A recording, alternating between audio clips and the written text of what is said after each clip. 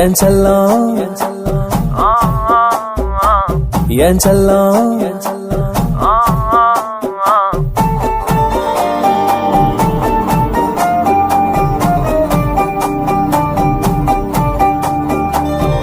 யாரோ நீ யாரோ உன் பேர